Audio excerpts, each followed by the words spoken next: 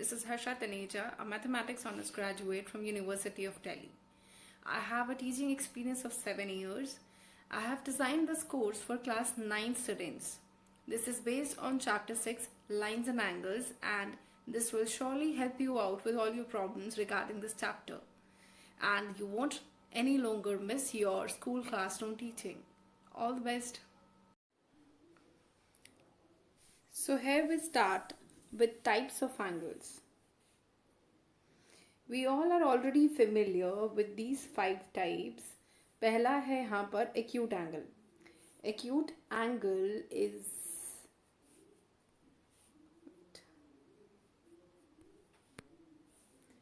an angle between 0 and 90 degree. एक ऐसा angle जिसकी वैल्यू 0 से 90 के बीच में कुछ भी है उसे हम एक्यूट एंगल बोलते हैं. फॉर एग्जाम्पल वी से 30 degree. Let me choose a smaller pen.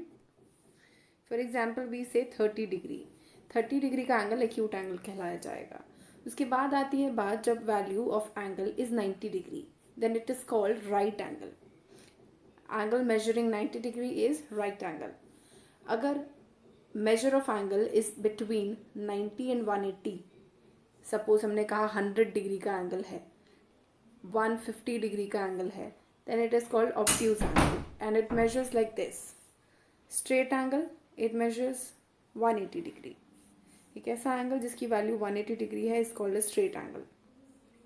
Reflex angle, एक एंगल जिसकी वैल्यू 180 से 360 के बीच में है. Suppose 200 reflex angle. If I say 130 obtuse angle.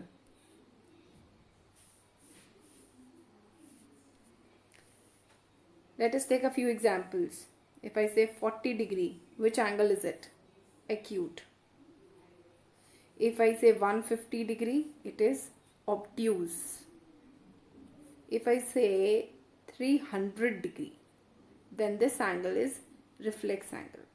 और एंगल के मेजर के साथ यहाँ हम यहाँ पर डिग्री का साइन भी मार्क करेंगे. Next we proceed with pair of angles. यहाँ हम एक एंगल के बारे में एक टाइम पर बात नहीं कर रहे, 2 एंगल्स के वो एक साथ देख रहे हैं कि 2 एंगल्स का आपस में रिलेशन के हमने 3 नाम दिए हुए हैं यहाँ पर, जिसमें से पहला नाम है यहाँ एडजेसेंट एंगल्स. एडजेसेंट एंगल्स क्या होते हैं? पड़ोसी, साथ साथ वाले एंगल्स के साथ साथ कुछ और भी समझना है हमें. यहाँ 3 कंडीशंस हैं. पहली कंडीशन देख लेते हैं, यह है common vertex. Adjacent angle have a common vertex. नीचे यहाँ पर एक फिगर दिया गया है. है वी कैन सी यहाँ एक कॉमन वर्टेक्स है. ये दोनों हमारे एंगल्स हैं, ये, और इन दोनों का कॉमन वर्टेक्स है यहाँ पर. Second condition is a common arm.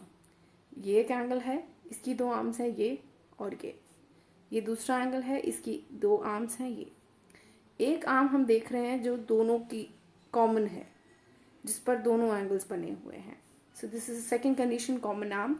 Third condition, non common arms lie on different sides of the common arm. दोनों एंगल्स की जो नॉन कॉमन आर्म है वो अलग अलग तरफ है, तो इसलिए ये दोनों एंगल जो हमारे सामने है ये एडजेसेंट एंगल्स है. Second pair of angles is linear pair. Linear pair क्या है? लाइन, वर्ड लाइन से समझेंगे इसे. एक लाइन पर, एक सीधी लाइन पर बनने वाले 2 एंगल्स लीनियर पेयर होते हैं.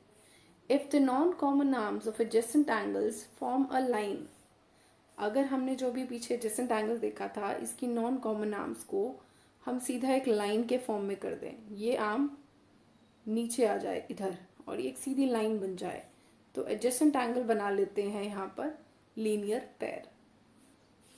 If the non-common arms of adjacent angles form a line, then the angles so formed are called linear pair of angles. Third one, vertically opposite angles. सबसे simple, सबसे आसान, पर कई बार क्वेश्चन करने के time हम इसी में गलती कर देते हैं. एक चीज़ ध्यान रखने वाली है, जब 2 लाइंस एक दूसरे को इंटरसेक्ट करती हैं देन वर्टिकली ऑपोजिट एंगल्स बनते हैं.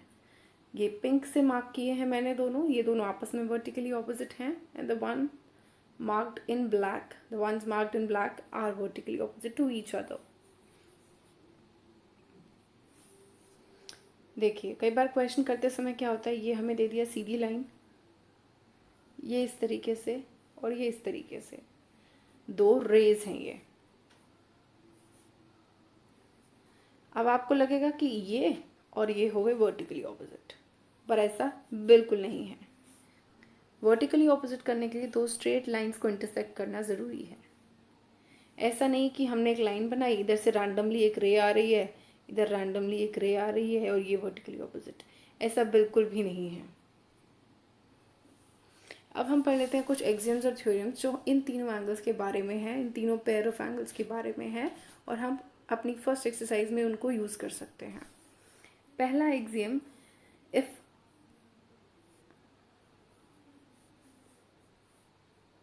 if a ray stands on a line then the sum of two adjacent angles so formed is 180 degree. ये जो एक्सियम है इसको हम लीनियर पेयर एक्सियम भी बोलते हैं। ये एक्सियम कहता है कि अगर एक सीधी लाइन पर एक रे स्टैंड करती है तो ये जो दो एंगल्स बन रहे हैं एडजेसेंट एंगल्स, इन दोनों का सम होता है 180 डिग्री। यहाँ पॉइंट 1 मेंशन भी है। आपको अगर गिवन हो ए बी एक लाइन है, एक सीधी लाइन, तो यहाँ बनने वाला एंगल AOC और एंगल BOC, इन दोनों का सम हो जाता है 180 degrees. The some is 180 degree.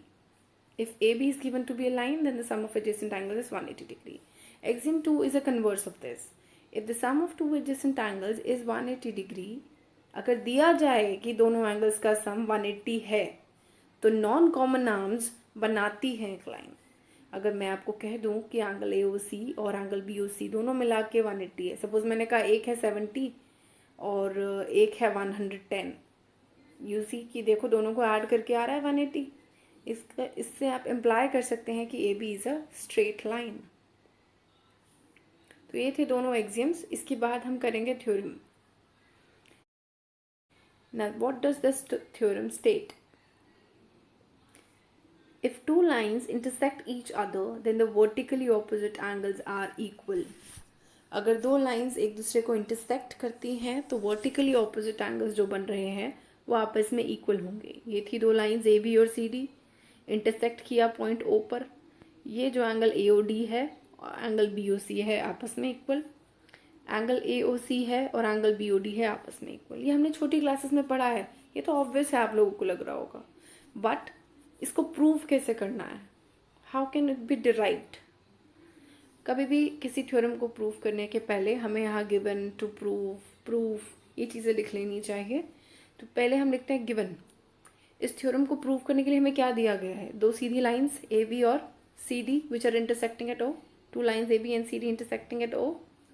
Prove क्या करना है, angle AOC is equal to BOD, angle AOD is equal to BOC।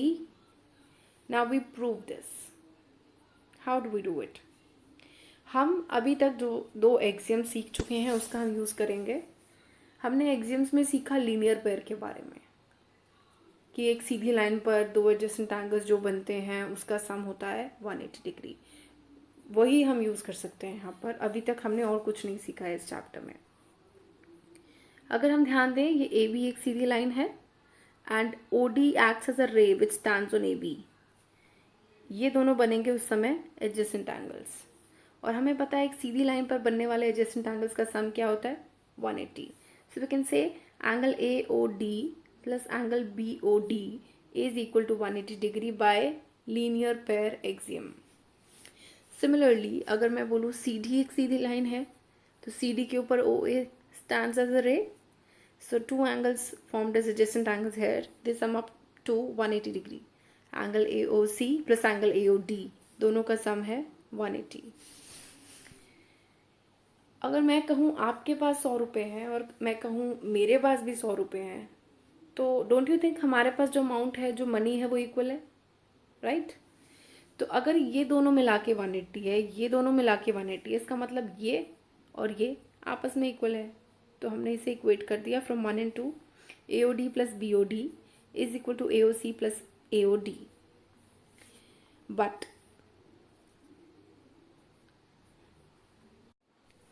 यहाँ देखेंगे हम AOD तो दोनों तरफ नज़र आ रहा है हमें, तो AOD गेट्स कैंसल्ड आउट, यहाँ बचता है BOD is equal to AOC।